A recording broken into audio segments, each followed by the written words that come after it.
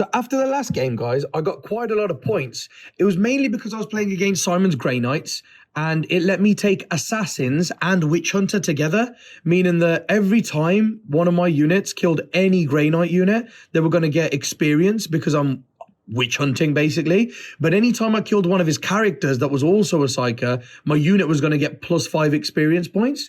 So I knew that I could ramp up my units quite quickly. We decided in our Crusade that named characters could be upgraded because they can also be downgraded with battle scars. And so that meant that the Swarm Lord did really, really well. I played really, really risky with the Swarm Lord. I sent him into absolutely everything he could go for. Any charge that I could make, I went for. And the Swarm Lord ended up killing both Simon's Librarian for 5 experience points and also his brother captain for another 5 experience points.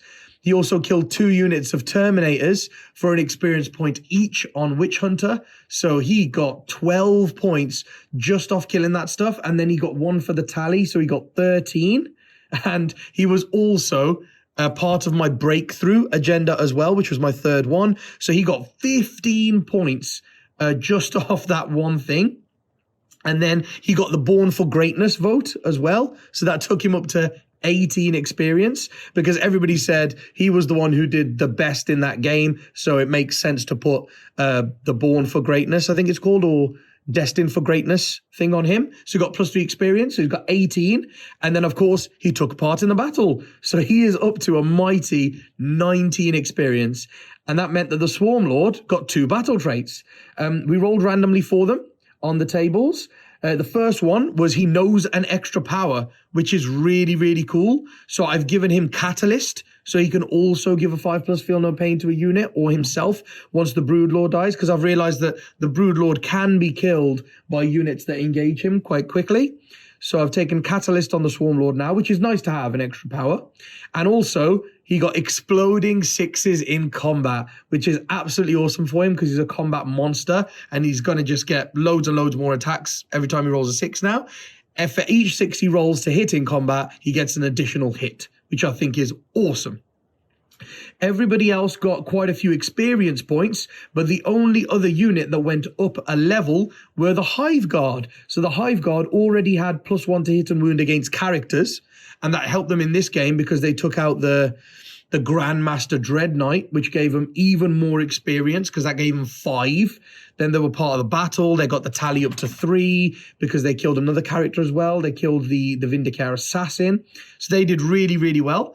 And they got a 6+ feel no pain. So after they fail their saves, I can roll a number of dice to the amount of wounds they lose. And for each 6, they ignore that wound. So they're really tough now. They're getting even tougher. And what I can do, guys, the plan after the next game is I can use my 1 requisition point to give them an adaptive physiology. And I can get them to ignore AP -1 and 2.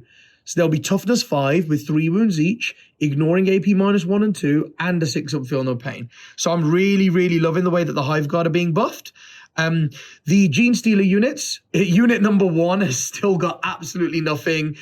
Gene Stealers 2 and 3 just gained experience. So they've gone up to 8 each, getting them closer to that next bracket. My 2 Carnifexes both achieved breakthrough. So they got a few experience points. And that means they're on 3 each, getting close to that first battle trait. And the Exocrine is now on 4. So he's also getting closer to the first battle trait. What I've added to the army, guys, because I won that game, so I got to add 10 power level to my army without spending any requisition points. And I also spent the requisition point that I got from the game to buy another 5 power level. So I could add 15 power level to my army. What I did first of all was I dropped my unit of Rippers because we've quickly realized that little units don't really do anything. And also the Rippers, because they're a swarm, they cannot gain a battle trait. They can't benefit from any battle traits. So they can be nerfed, but they can never gain anything good. So we decided to drop those. And what I did with those power level, then that gave me 17 power level. So I spent 6 of those power level to upgrade my unit of 10 Termagants to a unit of 30 Termagants. And I've given them everything, guys, because it's done on power level. I have a unit of 30 Termagants. They've all got toxin sacs. They've all got adrenal glands. And then, of course, because I'm Kronos, I am the shooty nids. I've given them all Devourers. So that should be a really, really fun unit to use. And now they're a 30-man unit. And then what I did with my final 11 power level is I added a flying Hive Tyrant. I added a Hive Tyrant with wings. The Hive Mind knows that this Crusade is developing and it's getting tougher and tougher. So it sent down a flying Hive Tyrant to help out. But that meant that I do have to take a patrol detachment in my army because I can't have the Swarm Lord and the flying Hive Tyrant in the same detachment. So I've had to put a patrol in, which cost me 2 CPs. However, the Flying Hive Tyrant is boss, guys. He's got toxin sacs, he's got adrenal glands, he's got a heavy venom cannon, and he's got monstrous rending claws, so he can actually do something in combat.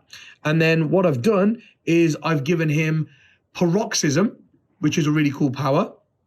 And also, it's either Paroxysm or Catalyst, guys. One of those two. And I've also given him Psychic Scream because Psychic Scream is going to help him push out a bucket ton of mortal wounds. And that's why his first power is not very important, guys, because most of the time he's going to be doing a Smite and Psychic Scream to deal out as many mortal wounds as he can. So yeah, I'll see you in the next game, guys, where we're going to kick the crap out of Dan's Necrons as well. After a pretty disastrous game against the Tyranids, I only walk away with a single requisition point. Not enough XP to level up any of my units this time. However, I'm going to make a couple of changes to my units by combining my 2 Terminator squads into 1 large squad, and also combining 2 of my Grey Knights strike squads into a larger squad as well.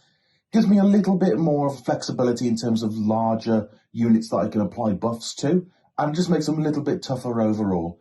Other than that, no changes this time. Hopefully, going into next game will be a little bit easier for me, and I can bank my requisition point to hopefully bolster my forces going into later rounds.